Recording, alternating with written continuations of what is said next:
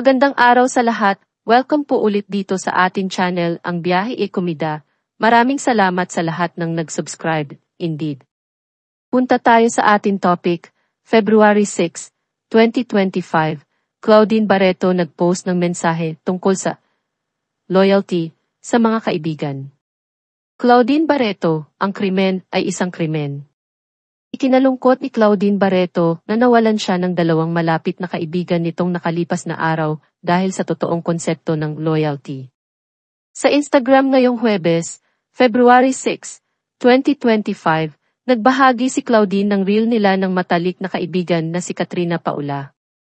Sa caption ay tila nagsumbong si Claudine kay Paula at sa followers niya tungkol sa mga kaibigang ikinakala niyang pamilya rin ang turing sa kanya. Base sa caption, may kinalaman sa pera ang naging hidwaan ni Claudine at sa hindi niya pinangalan ng mga tao. Makahulugang post ni Claudine, published as is, at Real Katrina Paula, the other day nawala yung dalawa sa akala ko parang pamilya sa akin. Nakakalungkot kapag hindi maintindihan ng mga tao ang konsepto ng loyalty. Ang tatanda na natin di pa rin alam meaning nito. Palanggas if someone used your name to borrow money without your knowledge then nahuli mo, report to the police and guess what, tama ba na ayaw mag-witness kasi ayaw nila ng gulo? Tapos sasabihan ka wala silang ibang ginawa but to help you. What? Kahit alam naman daw ng hindi niya pinangalan ng mga individual na wala siyang kinalaman sa issue, pero ayaw pa rin daw ituro ng mga ito ang totoong may sala. Ang nasa isip daw nila ay para hindi sila madadamay sa kung ano man ang isyong pinag-usapan nila. Anya, alam niyo na nga di ako yun at umamin na yung totoo nang gumamit ng name mo and yet saan dun as friends did you protect me? Ang krimen ay isang krimen. What's funny is that they think di sila madadamay cause lalabas rin mga names nila. May payo pa si Claudine sa kanyang mga tagahanga.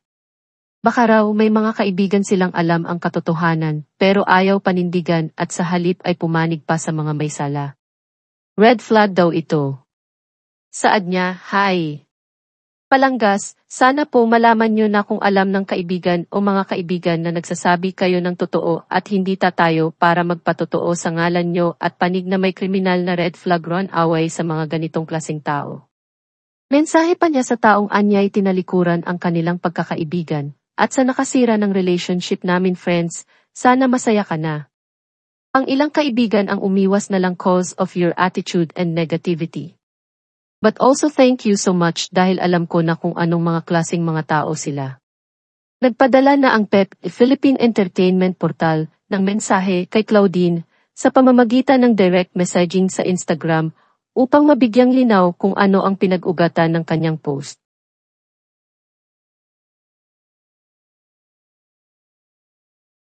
At yan ang atin latest showbiz chika update for today. Huwag kalimutan mag-subscribe. Click the notification bell for more showbiz, chika updates, like and share the video at pakisuportahan po ang atin Facebook page.